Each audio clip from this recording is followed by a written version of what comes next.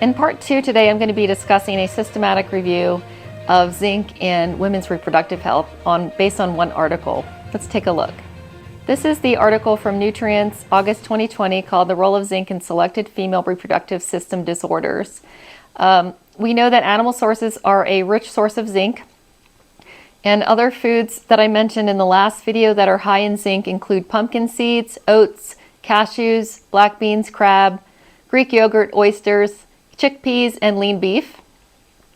And in this study, they discussed the phytic acid that I mentioned in prostate health, the first episode, as well as the importance of eating animal protein to help absorption of zinc, especially when eating grains like brown rice. Zinc has antioxidant properties. They mentioned that zinc deficiency is correlated to the following long list of ailments: visual changes of aging, depression, immunity, insulin resistance, growth of hair, skin, nails, and collagen. And the role of zinc is vital in the reproductive system as well for both sexes.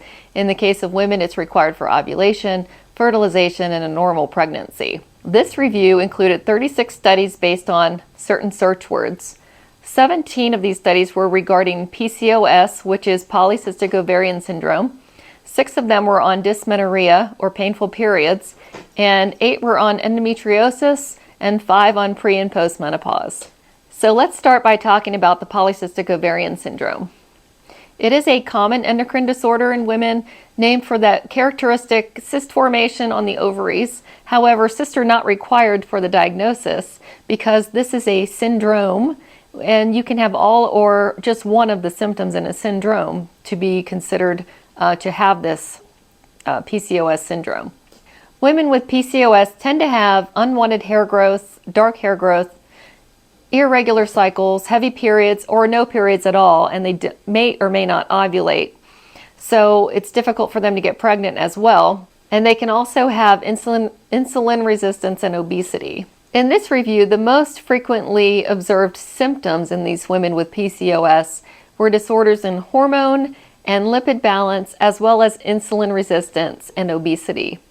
Women with PCOS have higher dihydrotestosterone levels, which is a more virulent form of testosterone, and it results in androgen actions, secondary sex characteristics, in other words, like that dark hair growth. Zinc is considered anti-androgen and inhibits the production of dihydrotestosterone. Half of the studies in this review showed a reduced serum zinc level in women with PCOS, and most of these were significant. 8 weeks of zinc supplementation in this case actually significantly decreased triglyceride levels and the bad cholesterol, the LDL. It also seemed to impact the synthesis of their androgens from the adrenal glands. Regarding dysmenorrhea, zinc reduces the synthesis of prostaglandins, which cause the slowing of blood supply to the uterus and results in cramping. It also has anti-inflammatory properties by reducing inflammatory cytokines. Women were given zinc supplementation 3 to 6 days before their cycle and improved, especially after the second and third cycle.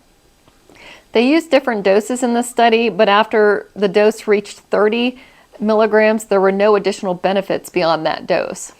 Regarding endometriosis, they say there are many contributing factors and there were no significant findings, and they recommended more testing for that. They also recommended more testing in postmenopausal women, since some smaller studies have shown that zinc may play a role in vaginal atrophy.